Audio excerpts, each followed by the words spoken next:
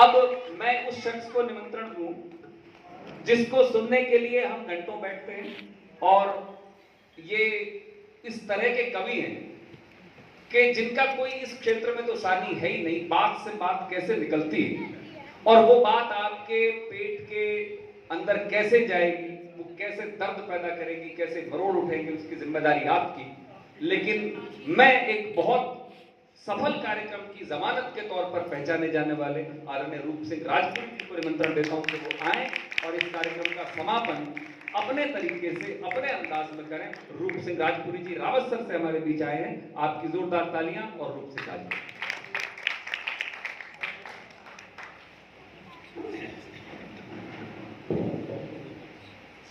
नमस्कार जी, राम राम, आदाब, सत श्री अकाल।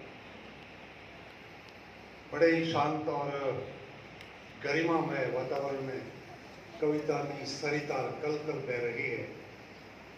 एक भी आदमी उठ कर के नहीं गया है और कुछ देर के लिए मेरे पर भी ये कृपा रखना कि बीच में मत जाए।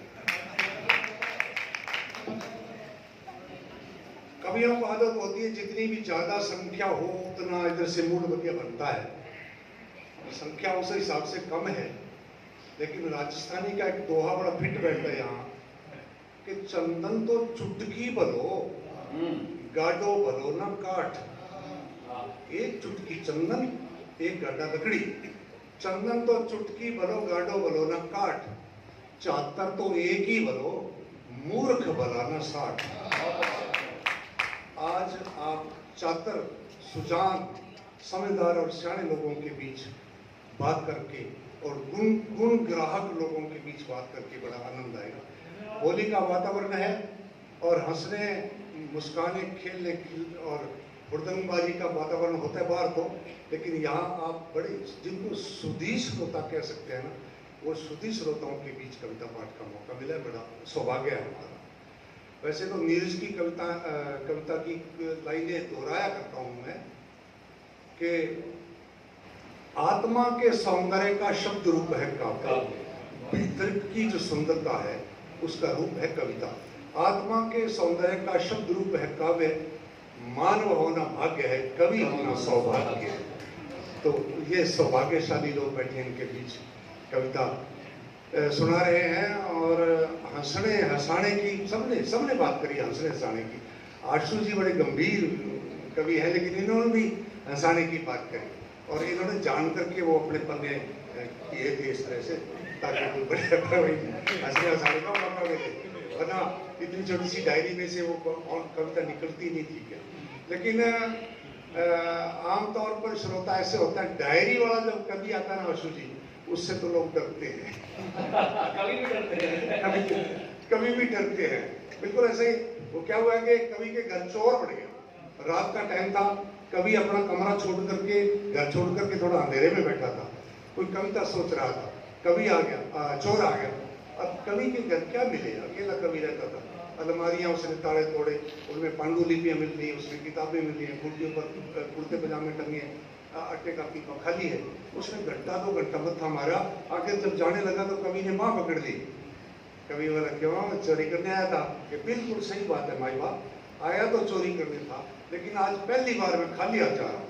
बोला नहीं, चोरी करना तो बहुत माड़ी बात है, अपराध होता है, तेरे को मैं पुलिस में दूंगा। चोर बोला जी क्यों दोगे पुलिस में, मेरा और आपका समय क्यों खराब करते, जब मुझे कुछ मिला ही नहीं, मेरी बॉडी खराब होगी, छोड़िए। बोले नहीं, या तो फिर मैं पुलिस में दूंगा या मेरी कविता सुन, जो अभी तेरे पर बनाई है। आशु कविता है, अभी अभी बनाई है, तेरे पर बनाई है। मैं तेरी हरकतें देख रहा था, करता क्या नहीं करता। कवि सामने बैठ गया, कवि जी ने कविता सुनाई, 200-250 लाइनों की थी, सुना दी। सुनाने वालों में, कवियों में आदत होती है, जब मुझे सुनता है कोई आप जैसा आदमी तो सामने से पूछते कैसी लगी। वो चोर गया, थोड़ी कह सकता था बुरी लगी, बोले जी अच्छी लगी। अच्छा तो फिर एक और सुनो। उन्होंने डायरी उतार ली, अलमारी से डायरी निकाल ली, लगे सुनाने। 1 घंटा लंबी कविता सुनाई, फिर पूछा किसी की लगी, चौथी लगी, तो फिर एक और सुना। इस तरह करके जब 5 सुना दी, छठी डायरी को जब हाथ डाला तो चोर बोला माई बाप पुलिस में दे दो कविता है। होली का वातावरण है और होली बीच बीच में अच्छी बात भी करनी चाहिए। होली अगर अध्यापक के रूप में मैं कहूँ तो 4 अक्षर होते हैं अंग्रेजी में, अगर होली लिखे HOLI, होली, तो इनके सबके अलग अलग अर्थ निकलते हैं, बड़े अच्छे अर्थ निकलते हैं। H हेट, नफरत, O आउट, बात, L लव, I इन। ये होनी चाहिए होली। होली का आप नफरत को बाहर निकालो और प्यार मोहब्बत को अपने अंदर लो, ये इसका संदेश होना चाहिए। और सुनिए कि होली की रंगोली की विशेषता ये है दोस्तों, होली की रंगोली की विशेषता ये है दोस्तों कि भांति भांति के रंगों को जगमगा के एक होना पड़ता है। आप यहाँ आए हैं, आपकी विचारधाराएं अलग हो सकती हैं, आपकी जरूरतें अलग हो सकती हैं, लेकिन यहाँ आप सब कविता की जरूरत लेकर के आए हैं, कविता सुन रहे हैं। कि गाड़ी में तेल हो तो आगे बढ़ेगी जरूर, गाड़ी में तेल है तो आगे बढ़ेगी जरूर, पाम ब्रेक पर हैं तो खड़ेगी जरूर, पाम ब्रेक पर हैं तो खड़ेगी जरूर, खुदा ने आंख दी है तो लड़ेगी जरूर, और आंख गड़बड़ करेगी तो पड़ेगी जरूर। कविता हथकंड शराब की मानिद होती है, थोड़ी थोड़ी पिएंगे तो चलेगी। तो आज वातावरण ये है कि आप अब कविता का रस मान रहे हैं और आनंद कविता कर लीजिए। मैं वैसे बिना उसमें पटा करता हूँ, देखें, लेकिन कुछ अच्छी बातें भी कहनी होती है तो उनको लिख के लाना पड़ता है। अच्छी बात है, बिल्कुल सारी याद है उनको अच्छी देख के पढ़नी पड़ती है। आप वो तो वातावरण बनाना पड़ता है, जैसे आशु जी ने बनाया था। बिल्कुल, पतझड़ से डर कर बहारें कब रुक पाती हैं। शब्दों की तब जाने भी पतझड़ आएगी, इसलिए मेरे को जाने की जरूरत ही नहीं। पतझड़ के डर से बहारें कब रुक पाती हैं, कांटों के पहरे में भी कलियां मुस्काती हैं, ठहाके निकल जाते हैं दीवारों से छंट कर, और सिसकियां कैद खानों में घुट के मर जाती हैं। हाँ, थोड़ा सा करना, वो फंड करने पर कैसा है भाई। ये कहते, चलो मैं अपने रंग में आता हूँ, कहते हैं कि भाई हंसने हंसाने वाला आदमी, हंसमुख आदमी कभी स्वर्ग में नहीं जाता। कहते हैं हंसने हंसाने वाला आदमी कभी स्वर्ग में नहीं जाता, लेकिन वो जहां भी जाएगा वही स्वर्ग बसा लेगा। हर बीमारी का इलाज नहीं होता दवा खाने जाने से। अच्छा, हर मर्ज का इलाज नहीं होता दवा खाने जाने से। बहुत सारी बीमारियां कट जाती हैं बस हंसने हंसाने से। हंसते खेलते रहा करो, चेहरे पर एक मुस्कान रखिए, चाहे बनावटी रखिए चाहे उधार की लेकर के रखिए, एक मुस्कान होनी चाहिए ताकि सामने वाला आपसे प्रभावित हो कि यार आज अच्छे आदमी के दर्शन किए। वरना तो लोग बाजारों में मिलते हैं, उनसे पूछते हैं कि क्या बात, आप बीमार हो क्या, ऐसे कैसे चेहरा आपका, उदास कैसे? तो वो कहते हैं नहीं यार, शक्ल ही ऐसी। बरसों हो गए होते हैं लोगों को हंसे हंसाए, बरसों कोई सबब नहीं बनता कि हंसे, किस बात पर हंसे, खुद पर कैसे हंस ले। और विसंगतियां ऐसी है कि उन पर हंसी नहीं आती, दुख होता है। विसंगतियां, हंसने का मौका ही नहीं मिलता है। बहुत मुश्किल से मिलती है खुशी की घड़ियां, खोया ना करो इन घड़ियों को। बहुत मुश्किल से मिलती है खुशी की घड़ियां, उन घड़ियों को खोएं क्यों, जिन घड़ियों में हंस सकते हैं उन घड़ियों में रोएं क्यों। ढूंढा करो वातावरण ऐसा बनाया करो, मौके की तलाश में रहा करो कि हंसने का मौका मिले। जिन घड़ियों में हंस सकते हैं उन घड़ियों में रोएं क्यों, गाए जा मस्ती के तराने, ठंडी आहें भरता क्यों। मौत भी आई तो मर भी लेंगे, मौत से पहले मरता। बहुत अच्छे लोग मौत से पहले मरे पड़े हैं, बस मतलब किसी से बात पर कैसे बस यार दिलगटी कर रहे हैं यार, यूं क्यों नहीं कह रहे, जी रहे हैं ना यार, बढ़िया मस्ती से जी रहे। जीवन में एक मस्ती होनी चाहिए, तो उमंग एक रंग रहनी चाहिए, खुशी का दामन कभी वो हमारे से छुड़वा के ना चली जाए खुशी, ऐसा ऐसा वातावरण रखो। पर लेकिन करें क्या, लोग टेंशनों से भरे पड़े हैं, किसी को बुला लो उसके भी टेंशन, 2 साल का बच्चा भी टेंशन से भरा हुआ है। तो एक आदमी के पास फोन आया कि भाई करतार सिंह, तेरी लड़की का कॉलेज से आते समय भाई बस से एक्सीडेंट हो गया, वो हॉस्पिटल में है। अब ऐसी बात सुनने के बाद आदमी क्या करेगा, वो पैदल ही दौड़ लिया, साथ में पैदल दौड़ लिया हॉस्पिटल की तरफ, और एक भी दूर जाकर के वो आदमी रुक गया और खुद ही हंसने लग गया। कमाल का बेवकूफ हूँ, यार मैं क्यों भाग लिया, मेरा तो कोई लड़की नहीं है। वो खड़ा खड़ा फिर टेंशन में आ गया, यार हो सकता है बताने वाले ने गलत बता दिया हो, लड़की का नहीं लड़के का एक्सीडेंट हो सकता है। वो फिर दौड़ लिया और फिर एक भी दूर जाकर के रुक गया और फिर हंसने लग गया। यार बेवकूफी की भी हद होती है यार, कौन सा लड़का कौन सी लड़की, मेरी तो अभी शादी नहीं हुई है। वो आदमी फिर टेंशन में आ गया खड़े खड़े, बोला यार वो करतार सिंह किसको कह रहा था, मेरा नाम तो नीलाधर है। इस प्रकार से बिना बात की टेंशन लिए बैठे। मैं एक दिन एक दोस्त के पास चला गया और मैं वो बड़ा उदास बैठा, वो लटकाए बैठा। मैंने कहा क्या बात हुई आज ऐसे कैसे? बोले यार क्या बताऊं यार, मैं ना आज गीता पढ़ बैठा, भगवत गीता पढ़ बैठा। मैंने कहा बड़ी अच्छी बात है यार, गीता में तो बड़ा ज्ञान है, क्या तो भंडार है। बोले ठाक भंडार है यार, उसमें लिखा है एक दिन सबने मरना है। गीता में लिखा है एक दिन सबने मरना है। तो मैंने कहा तेरे दिक्कत क्या हुई, अपने दादा परदादा खड़दादा मरे, बारी आएगी अपने भी मरेंगे, लेकिन वो जब आएगी तभी मरेंगे ना, तो उससे पहले क्यों मर रहा है? बोले यार मेरी चिंता वो नहीं है यार, भी मरना है, कोई बात नहीं मर लेंगे, लेकिन मेरे को यार फिक्र इस बात का है जो सबसे अंत में मरेगा उसको 4 आदमी मुसाना में ले जाने वाले कौन होंगे?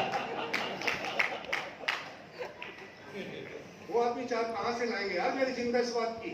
अच्छा और देखो टेंशन का एक नमूना कि भाई मैं सुबह सुबह घूमने जाता हूँ, 4 बजे घर से निकलता हूँ, तो उस शहर का मामला है, लाइटें जगती रहती हैं गलियों में। क्या हुआ कि खिड़की जैसे मैं बाहर की खोल करके बाहर निकला गली में, तो सामने वाले घर की दीवार पर किसी शरारती बच्चे ने लिख रखा था चौक से, इससे पढ़ने वाला मूर्ख है। कोई बात नहीं, मतलब बच्चे ने तो अपनी शरारत कर दी, इससे पढ़ने वाला मूर्ख है। अब कोई वाक्य नहीं बन रहा, इससे पढ़ने वाला मूर्ख है, लेकिन मेरे उसको पढ़ने के बाद टेंशन हो ही जाती। सुबह सुबह चाय नहीं पी, मुंह नहीं धोया और मूर्ख बन गया। क्यों पढ़ लिया, इसको देख करके आंख बंद क्यों नहीं कर लिया, सिर झुका के क्यों नहीं निकल गया, क्यों पढ़ लिया? अब कभी अंदर कभी बाहर, बस यूं टेंशन टेंशन। आखिर जी अध्यापक के घर चाट का टुकड़ा मिल जाता है, वो कोई रुमाल मिल जाता है, न्यातना मिल जाता है, कोना मिल जाता है, उसको लिया और लेकर के उसको जाकर के रगड़ा, सारी उसको मिटाया इबारत को, और उसको मिटाने के बाद फिर उस चाक के टुकड़े से मैंने लिखा इसको लिखने वाला महामूर्ख है। तब जाके कोई शांति है।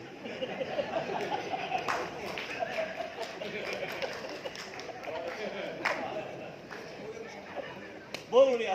इस प्रकार से भाई बिना बात की टेंशन ले लेते हैं। अब सुबह घूमने की बात आई, एक बार हमारे वो शहर में एक महात्मा जी आ गए, बहुत बड़े योगाचार्य थे, योगाचार्य, और मुझे भी दोस्त ले गए, चलो यार मिल के आते हैं। वो स्पेशली मुझे बुला करके बोले आपको तो योगा की बहुत ज्यादा जरूरत है। मैंने कहा जी सिखा दो कि आप शीर्षासन करो, मैं करवाता हूँ, पैर नीचे सिर नीचे पैर ऊपर, ये शीर्षासन। थोड़ा सा अभ्यास करवा दिया दीवार के साथ, ये वो इस तरह से सारा करना किया, आनंद है। बोला घर जाके भी करना, बड़ा फायदा होगा। ठीक है जी, अगले दिन फिर गए तो महात्मा जी ने फिर मुझे बुला के स्पेशली पूछा शीर्षासन किया था? हाँ जी किया, फायदा हुआ? मैंने कहा जी हुआ, 25,000 का हो गया। पहले यार मजाक क्यों करते हो, इसमें कोई पैसे वैसे की बात नहीं होती, ये तो शारीरिक मानसिक होता है। मैंने कहा नहीं मुझे तो आर्थिक हुआ, 25,000 का फायदा हो गया। बोले कैसे कह रहे हो? मैंने कहा जी मैंने वो मेरी कमरे के अंदर बैठ करके वो सिर नीचे पैर ऊपर किए, मेरे घरवाली की अंगूठी 3 महीने से गुम थी, जब मैंने वो शीर्षासन किया दूर से दिखी संदूक के नीचे वो बड़ी मेरे दूर से दिखी, कम से कम 25,000 की। तो इस प्रकार से आप भी किया करो, योगा किया करो। तो क्या हुआ जी, सरदार शहर के सेठ जी कलकत्ता रहते थे, इधर के लोग बहुत गए हुए हैं, हमें बड़ा आनंद आता है। जब हम उन शहरों में जाते हैं तो वो लोग हमें स्पेशल अपने घर में मेहमान बना के रखते हैं, कहते हैं होटल वोटल चलो यार, हमारे बच्चे राजस्थानी सीखेंगे यार, आपसे कुछ नए शब्द सीखेंगे। वो एक घर में मैं चला गया, राजस्थानी थे, तो उन्होंने कहा भाई राजस्थान से आए हैं सरदार जी, इनका नाम बहुत है राजस्थानी, आपने आज राजस्थानी खाना बनाओ। तो उनकी छोटी बहू ने लापसी बनाई, लापसी, और मेज पर बिठा करके सबको खिला रही है। अब वो लोटे में घी लेकर के आई है, वो जब पास में आई बोली कितने चम्मच डालूं? मैंने कहा भाई नोट कर ले, चम्मच तो ये है जिससे खा रहे हैं, इसका नाम, ये टेढ़ा मेढ़ा सा है ना वो प्रकार का ये चम, इसका नाम है मिर्कली। बोली और हमें पता ही था, हम भी तो इसको चमची समझा था, मैं डायरी में लिख लूँ। मैंने कहा इसका एक बाप होता था पहले, आजकल है नहीं, उसका नाम होता था मेरिया। हाँ वो है नहीं, बड़ा जी पतीले दुत्ती प्यारे में सी और तड़की चाह बनती और बस कमरे से देख लेते एक बार आँख, क्योंकि मैं छिपी रहती गया और वो वहाँ है, आँख बंद करे करे जाते और उस पड़े से, उस मीरिए से बाटी भी वहाँ पड़ी रहती जूठी जाती, उसमें जैसे जैसे डाला गर्म गर्म चाहे जैसे जैसे पेट में जाती आँख अपने आप खुलती रहती। ये तरीका होता था। तो वो सेठ जी यहाँ के इधर के सरदार शहर के वहाँ रहते थे और वो बेचारे धरती से जुड़े हुए थे, वो अपनी मातृभूमि को छोड़ना नहीं चाहते थे। बच्चों की ट्रेजेडी है, वो बच्चे इधर आना नहीं चाहते, उनको जलवायु वगैरह अच्छा नहीं लगता, जिनका जन्म कलकत्ता या पटना में हुआ है। तो लेकिन वो पुराने लोग जो हैं वो अपने दोस्तों मित्रों को रिश्तेदारों को मिलने आते थे। वो सेठ जी भी साल 2 साल बाद यहाँ आते थे, गौशालाएं खोल रखी थी, स्कूलों को चंदा देते थे, अस्पतालों को चंदा देते थे और भी सामाजिक काम करते थे, भाई बंधुओं को मिलने आते, ब्याह शादी हो जाते। तो वो सारा दिन उनके साथ पूरा मेला लगा रहता, शहर के लोग भी उनके साथ जाते, अमीर आदमी थे। उन्होंने अपने रात को रुकने के लिए एक रेस्ट हाउस बना रखा। सेठ जी शरीर से बोझिल बहुत थे, तो उन्होंने अपने मुनीमों को कहा जो उनको छोड़ने आए रात को 8 बजे रेस्ट हाउस में, बोले भाई मैं आजकल सुबह घूमने जाता हूँ, मेरी परेशानी ये है कि अपने आप जाग नहीं आती, तो किसी की ड्यूटी लगाओ जो सुबह 4 बजे मुझे जगा दे।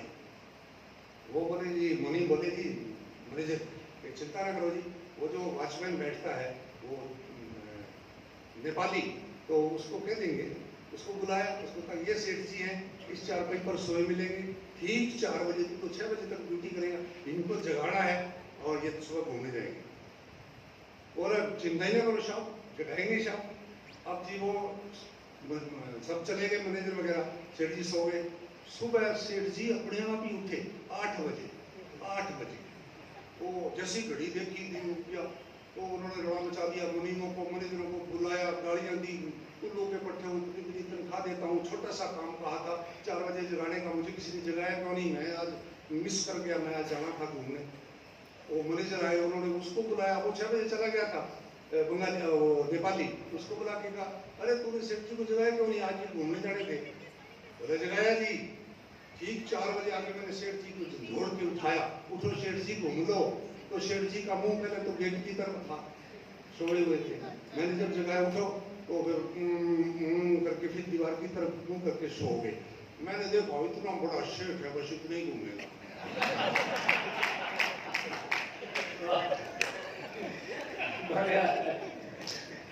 बहुत अच्छे। ये चीजें ऐसी बातों से भी मजाक होने लगता है, निकल आता है। ये होली का माहौल है, होली के माहौल में तो जैसी बात हो, लेकिन होनी चाहिए हंसने हंसाने की। मजाक चीज अच्छी है, मजाक करना चाहिए, मजाक चीज अच्छी है, पर बुजुर्गों से मस्खरी करी नहीं जाती। बुजुर्गों से नहीं करी जाती। मजाक चीज अच्छी है, बुजुर्गों से मस्खरी करी नहीं जाती। चांद सितारे तो कवियों की बातें हैं, बिना सिंदूर के मांग भरी नहीं जाती। कहने की बात है, चांद सितारे तोड़ दूंगा मांग में भर दूंगा, कहने की बातें हैं, बिना सिंदूर के मांग भरी नहीं जाती। हर चीज अपने ठिकाने पर अच्छी लगती है, जूती कितनी भी महंगी हो सिर पर कभी धरी नहीं जाती। हर चीज ठिकाने पर अच्छी लगती है, तो अपनी लिमिट में और उसमें रहना चाहिए।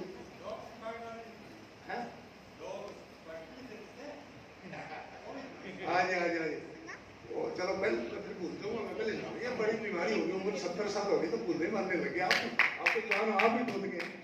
और क्या हुआ आशु जी, एक आदमी भोला था, थोड़ा सा चूल, थोड़ी सी दिमाग की ढिल्ली, वो अपनी रिश्तेदारी में गए, तो भोला आदमी था, वो होली का वातावरण था गाँव में। आज भी गुलगुला बना दे राजू, गुलगुला बना दे, गुलगुला बना दो भाई, वो गाँव में पकवान कट्ठे, तो गुलगुला बना दिया। उस आदमी ने पहली बारी खाया, जिंदगी में पहली बारी गुलगुला खाया, तो वो बड़ा आदमी था, बोले नाम क्या है, बोले कि गुलगुला।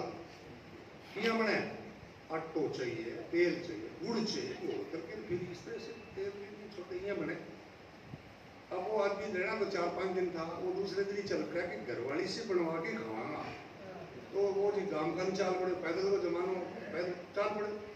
अब गांव में वो रटता है गुलगुला गुलगुला, मैं भूल ना जाऊं, रटता रहे, अपने घरवाली को बता करके उससे बनवाना है, गुलगुला गुलगुला गुलगुला करता है, जाप करता है। और गांव में कन्या में छोटी सी कस्सी, छोटा सा कोई खाड़ा आ गया, उससे ऊपर से छाल मारनी थी, इधरले पारे पर खड़ा होकर के उधर छाल मारी, तो वो भूल गया, गुलगुला हौपड़े हौपे, मतलब हौपा करके छाल मारी, हौपा, वो गुलगुला भूल गया, हौपा हौपा हौपा हौपा याद रहेगा। घरवाली को जो बोला मैं फिर भूल जाऊँ, हौपा बना के दे। अरे यार कि हौपा क्यों है? बोले वो काले काले पल्ले पल्ले बड़े बड़े बढ़िया, अरे तेल में बनता है, गुड, ये चीज बोले मुझे तो समझ में नहीं आई। बोला तू मैंने बता खवा, वो मेरे दिक्कत है, मैं फिर भूल जाऊँ, मैं खाने हैं तेरे से हाथ से बनवाने। घरवाली बोली मेरे को समझ नहीं आई, के मेरे से कौन ही बने। अब आदमी है ना, चाहे आदमी मिट्टी का माधो है, घरवाली पर तो रीस आ जाती है, उसको गुस्सा है, उसने इधर 2 थप्पड़ मारे मुंह पर, इधर मारे, और वो बेचारी फिर साइड पर होकर के बैठ के रोने लगी। बस यही सीन होते हैं, दीवार के साथ बैठ जाती है नीचे गाँव में, वो हम लोग रो लगे रहे, मर जाना तन्ने बा मर जाना के ठक्के खवा दियो, ते मार मार मेरा कान कर दिया, गुलगुला मर गया। बोले हाँ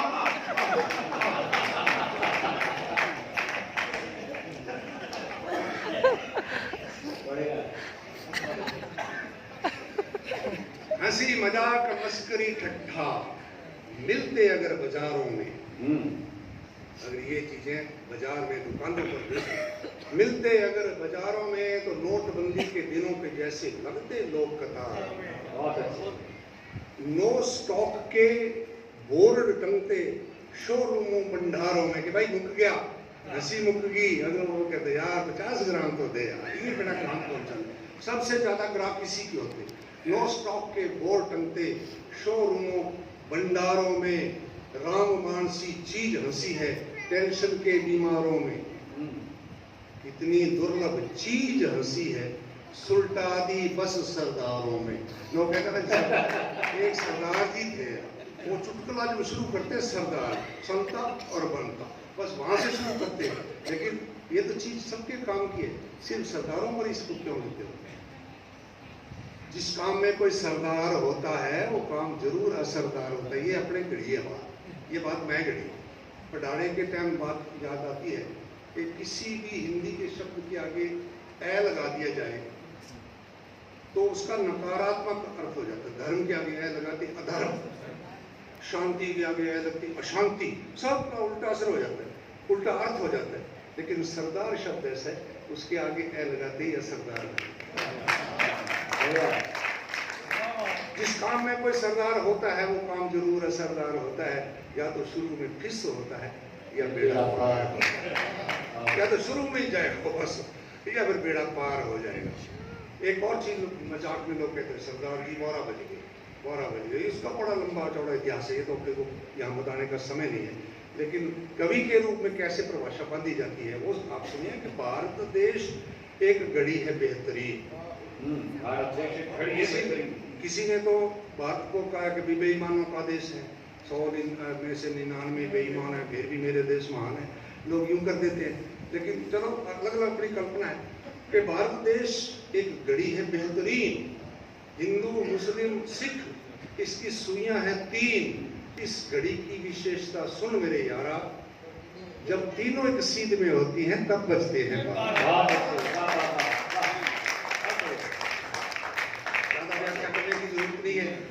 इसके बारे में बताने की ज्यादा जरूरत नहीं है। हास्य कवि जो होते हैं उनके कुछ प्रिय विषय बस उन्हीं के इर्द गिर्द वो रहते हैं। पति पत्नी संबंध, यहाँ उनको बहुत हास्य मिलता है।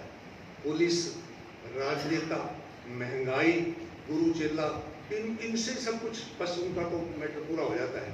चलो थोड़ी थोड़ी वानगी के रूप में सुनाऊंगा और मेरा कुछ तारतम्य नहीं होगा। एक मेरे को पहले कह देनी चाहिए थी ये बात कि दिमाग से मेरी बात मत सुनना, सिर्फ दिल से सुनना। सोचने साचने की बात नहीं है। अगर आप ये सोचो कि इतना बड़ा आदमी है उम्र में तो ये कोई शिक्षा की बात बताएगा तो वो फिर आपका नसीब नहीं है कि मेरे से कोई शिक्षा आपको मिल जाए। हाँ, कोई अच्छी लगे हंस लो तो मुझे भी खुशी मिलेगी, ये सबसे बड़ा पुण्य है। किसी ने कहा मेरा बात लीजिए, किसी रोते वो बच्चे को हंसाते हैं, घर से मस्जिद दूर है तो चलो यूं करते हैं, किसी रोते हुए बच्चे को हंसाते हैं, इसे ही आज की नमाज मान लेंगे। बहुत बढ़िया। तो थोड़े बहुत व्यंग भी हंसी के साथ जुड़ता है और व्यंग भी आपको अच्छा लगेगा। मैं नहीं कहूँगा ताली बजाओ। जंगल के सबसे पुराने पेड़ को हैरानी नहीं, बस थोड़ी सी परेशानी थी कि हमारी शाखाओं पर उल्लू आते हैं। उस बूढ़े पेड़ को ये दिक्कत थी कि हमारे ऊपर आकर के उल्लू बैठते हैं, कि हमारी शाखाओं पर उल्लू आते हैं। वे दूसरों को उल्लू बनाने के मंसूबे बनाते हैं, यहाँ बैठ करके योजनाएं बनाते हैं दूसरों को उल्लू बनाने की। उल्लू आते हैं, वे दूसरों को उल्लू बनाने के मंसूबे बनाते हैं। एक दिन जंगल के ठेकेदार ने कर दिया जंगल का सफाया, कटे हुए पेड़ों ने भी जश्न मनाया कि चलो अब उल्लुओं से तो पीछा छूटा, कि चलो अब उल्लुओं से तो पीछा छूटा। उनका यह मुगालता था झूठा, क्योंकि वो जंगल की सारी कटी हुई लकड़ियां राजधानी मंगवाई गई थी और उनसे संसद भवन की कुर्सियां बनाई गई। इस कविता को लोग छोटी कर करके फेसबुक पर और न्यू डाल देते हैं, लेकिन असल बात ये है। अब फिर एक छोटा सा व्यंग सुना करके मजाक की बात करेंगे कि लोकसभा चुनावों के रिजल्ट आ रहे थे और इधर हम कक्षा में राजनीति विज्ञान पढ़ा रहे थे, अपने देश के लोकतंत्र की विशेषताएं गिना रहे थे। इतने में एक लड़की खड़ी हो गई, लड़की का नाम आशा, और बीच में बोली, सर बताइए आग की परिभाषा। उसका अटपटा सवाल सुन करके हमें हुई हताशा और कहा, ओ मर जानी आशा, राजनीति में बोलती है विज्ञान की भाषा। अरे आग तो आग है, सब कुछ जलाती है, बस स्थान बदलते ही नाम बदल जाती है। कहीं दिल की लगी है, कहीं दिमाग में चटकी, मेरी आंखों में आग है, कहीं पेट की आग है, स्थान बदलते ही नाम बदल जाती है। लड़की बोली, बस सर यही बात तो समझ में नहीं आती है, जब आग सब कुछ जलाती है तो भ्रष्ट नेताओं की काठ की हांडी हर बार कैसे चढ़ जाती है। ये इस प्रकार के व्यंग भी लोग पसंद करते हैं। ताजा शादीशुदा जोड़ा सब्जी मंडी में सब्जी खरीदने गए, तो वो सब्जी वाला बूढ़ा आदमी था, दुकानदार, और वो बोला, बाबूजी लगता है आपके घरवाली बीए पास है।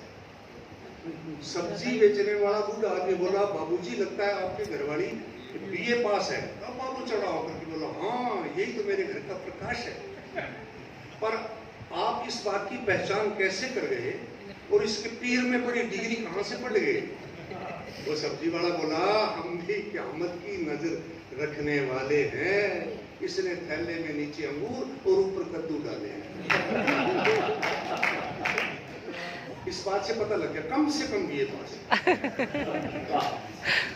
चलो नेताओं की बात फिर करते हैं कि हिंदू का पुराण कहता, दान कर दान कर दान कर। दान का बड़ा महत्व है। हमारे शास्त्रों में लिखा है, 100 हाथ से कमा, 1000 हाथ से दान करना है। दान का बड़ा महत्व सभी धर्मों में है।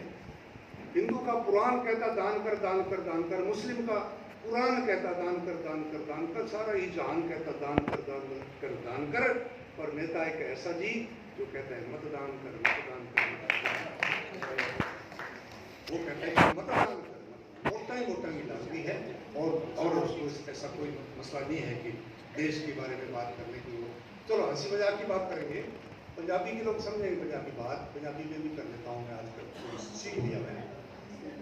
चुराई हुई बात है कि असी मझ समझे, सब समझते हो, असी मझ समझे गां निकली, भुलेखा लग गया। असी मझ समझे वो गां निकली, असी धुप समझे वो छां निकली। बेड़ा गर्क होवे ब्यूटी पार्लर वालियां दा, असी कुड़ी समझे वो कुड़ी दी मां निकली। बस बात हंसी मजाक की है और यही बातें बड़ी करनी है कि भाई दूसरे की खीर हलवा की बजाय घर की जो सूखी रोटी होती है वो बहुत अच्छी है। सब लोग कहते हैं, साधु संत कहते हैं तो दूसरे की चौकी रोटी देख करके मत तरसाओ। दूसरे की जो खीर हलवा होती है उसकी बजाय घर की जो सूखी रोटी होती है वो बहुत अच्छी होती है। मांग करके कोट पैंट पहनने की बजाय घर की जो लंगोटी होती है वो बहुत अच्छी होती है। नशा करने वाले कहते हैं भांग जितनी घोटी होती है वो उतनी अच्छी होती है। छोरे को छोरी दिखाने ले गए, ये फैशन चल पड़ा, उल्टा हो गया। पहले छोरे वाले के घर जाके कर देते थे, लेकिन आज उल्टा हो गया। 3-4 बार बारात जाती है, ये दुख है, रोना है, क्या करें। छोरे को छोरी दिखान ले गया और देखते ही बोला हाइट कम है, आपका नहीं कौन देखे, हाइट कम है। तो उसका बाप बोला उल्लू के पट्टे, तू नहीं जानता, मैं जानता हूँ, मुसीबत जितनी छोटी हो गई है उतनी अच्छी हो गई है। तो ये तो स्यापा है, इसमें नाम पड़े, है ना। चलो अब बात करेंगे, कहीं ना कहीं दर्द है और वो दर्द सबका है भाई। पहले जमाने में जब कोई अजनबी आदमी मिलते रेलवे स्टेशन में, गाड़ी पर, बस पर, अड्डे पर, कहीं अस्पताल में मिल जाते तो एक दूसरे से पूछते, पुरानी पीढ़ी के लोग बैठे हैं वो जानते हैं कि भाई हमारे जवानों की सुख है, जमाने की बात करते हैं, बरसात हुई कि नहीं, दाने होंगे कि नहीं, ये बात करते थे। आजकल नहीं ये बात पूछते, आजकल पूछते हैं छोरो कहने में है कि वो कैसी है, सेवा करती है क्या, मतलब ये समस्या है। तो ऐसे ही एक आदमी ने दूसरे आदमी से पूछा कि भाई जी कितने बच्चे हैं, कि 4 लड़के, कोई काम करेंगे, हाँ चारों डॉक्टर हैं। बोले यार तेरे वर्ग का कौन है, 4 बेटे, चारों ही डॉक्टर। बोले वो उस प्रकार के डॉक्टर नहीं, सुबह जब 10 बज जाते हैं मैं बने को उठ लो, भूख मरोगे, रजाई छोड़ दो, खेत जा लो, काम के हाथ लगा लो, करोगा के मेरे बात खाओगा के। तो वो चारों तचक के पड़े, रजाई छोड़े और मेरे घर यहाँ आंगल करके क्या तेरे के बीमारी है।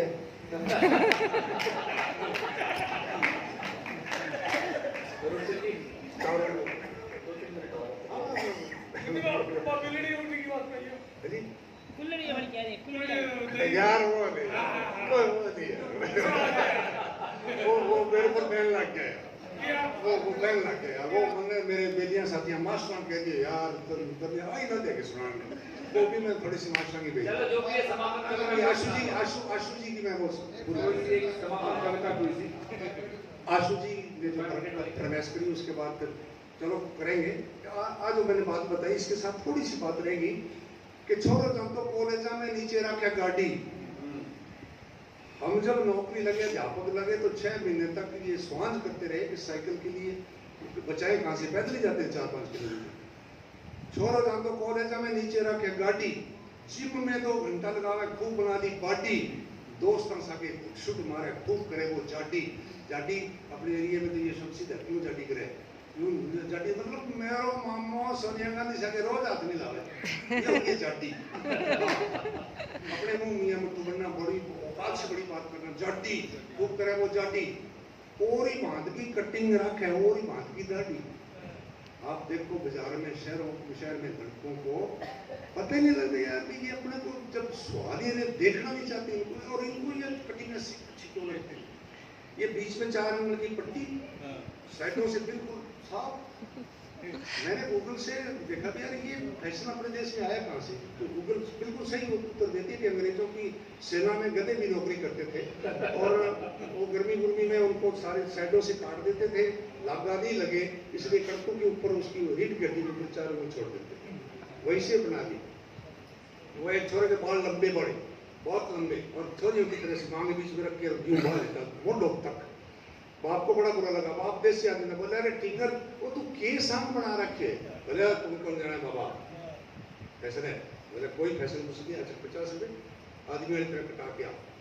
वो छोरा गया, घंटे बाद आया, वैसे फिर लेके आके बस अंगड़ मारे कटा दिए, थोड़े कटा के वही मोटो पर फिर वो बाबा ने तने 50 रुपया दिया, तू 50 रुपया में नाश करे आयो, वो के बना के वो छोरा बोले बाबा वो फैशन है, वो नाम है तेरे नाम। वो फिल्म वाली ने सलमान खान, हाँ वो तो पागल था, वहाँ जेल में कोई बाल काटने की वो थी नहीं, और छोरों ने उसको फैशन बना ली, इसका नाम है तेरे नाम। तो बाप 50 रुपये और काट के लेके बोला मेरे एक लेके क्यों, अब कल तेरी माँ के नाम और ही बात की दाढ़ी रखे, और बात की दाढ़ी, और ही बात की कटिंग रखे, और बात की दाढ़ी।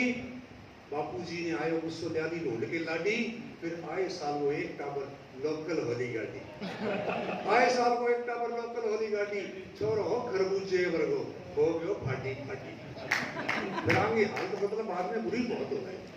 आशु जी की बात ये कि मैं जिला CLG हनुमानगढ़ में मुझे जिला CLG में सदस्य बना, तो SP पास मीटिंग होती है महीने में एक बार जाना पड़ता है, तो उनसे डर नहीं लगता। तो मैं एसपी साहब ने पूछो कि आपने अठे ट्रेंड कुत्ता की डॉग स्क्वाड होया करती। उन सारा बेचारा सारे बदमाश नहीं होते, अच्छे लोग भी होते हैं। वो एक आदमी की घरवाली गुम हो गई, अग्रिम जमानत करवाते हुए घरवाली गुम हो सकती है, गुम होगी, तो वो आदमी इन्हें बिने पड़ोसिया में, गांव में, रिश्तेदारा में पूछे हरी भाभी को नहीं आई क्या? हरी भाभी 7-8 दिन हो गए। एक दोस्त बोले लूगे पट्टे तू काम खराब कर ले वो। अरे तू इतने मैंने क्या पूछ तो फिर पुलिस में जा रिपोर्ट लिखा, उनकी ड्यूटी है, वो ढूंढ के ला देंगे। बोले ना पुलिस में तो मैं मरे ही कौन जाऊँ, पुलिस में कौन जाऊँ, इन्हें में ढूंढने आऊँगा। बोले क्यों पुलिस में क्यों कौन जा? बोले पिछले साल मेरा मोटरसाइकिल चोरी हो गई, मेरी मोटरसाइकिल चोरी होगी, मैं रिपोर्ट लिखा दी, 2 घंटा में ढूंढ ली, पर मैंने तो 3 महीना बाद दी।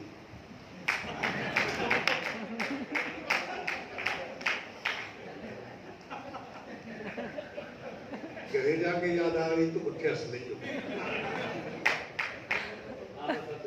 आशु जी की बात यही थी कि मैं एसपी साहब ने पूछो कि आपने अठे ट्रेंड कुत्ता की एक डॉग स्क्वाड होया करती, हर एक जिला मुख्यालय पर हूँ मैं, आपने अठे ट्रेंड कुत्ता की एक डॉग स्क्वाड होया करती, आजकल वो नजर नहीं आवे। तो मैं मुंह को जैसा करके बोले ना रे लटर कुत्ता को बिल्कुल बेइज्जती करावे।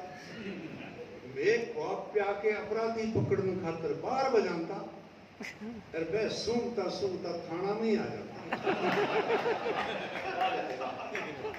मतलब अठे आदि सारी बात हो। देखो ये पुलिस शब्द जो है ना POLICE, ये अंग्रेजी का नहीं, ये फ्रेंच भाषा का शब्द, और हर एक अक्षर के अलग अलग बड़े भारी भरकम नैतिक अर्थ निकलते हैं। P का पोलाइट, O का ओबिडेंटली, L का लिबरल, I का इंटेलिजेंट, C का क्लेवर, E का एनर्जिक, जो इतने इसके हैं परिभाषा बता दिया। पुलिस तो मेरे से किसी ने पूछा यार ये तो चलो फ्रेंच पुलिस का हो गया, हिंदी में भी कोई इसका अर्थ है क्या पुलिस का? पुलिस 3 अक्षरों में लिखी जाती है, तो इसमें हिंदी में भी है क्या? मैंने कहा है, हमारे पास तो है, कभी हमारे पास होता है। पुलिस इसका अर्थ ये बनता है पूछा लिया सरकार, ये रहता है पुलिस का। तो ठीक है जी, फिर अब मैं वो मैं तो मेरा तो मूड बन गया था। एक कोई गाँव में एक चौधरी आदमी ठाकुर साहब के चौकी पर जाया करता, गांव का मालिक ठाकुर मूडे पर बैठता, बाकी गाँव वाला नीचे बिठाया करता, लेकिन भी चौधरी ने, वो ठाकुर साहब भले आदमी थे, माचे पर बिठा लेते, चाय पिलाते, अपना हुक्का दे देते, तो चौधरी साहब रोज आते, और जब आने लगते तो ठाकुर साहब कहता चलिया, हाँ जी चले, अच्छा तो फिर दया दृष्टि रखी। ठाकुर साहब को भला आदमी है कि चौधरी साहब ने कहता दया दृष्टि रखियो, ठीक है। अब रोज आओ, तो एक दिन घराड़ी बोली चौधरी के चौधरी ने बोली एक जाया करो, बोले वो ठाकुर साहब की चौकी पर, अच्छा वह बराबर बैठा लें क्या? हाँ बैठा लें।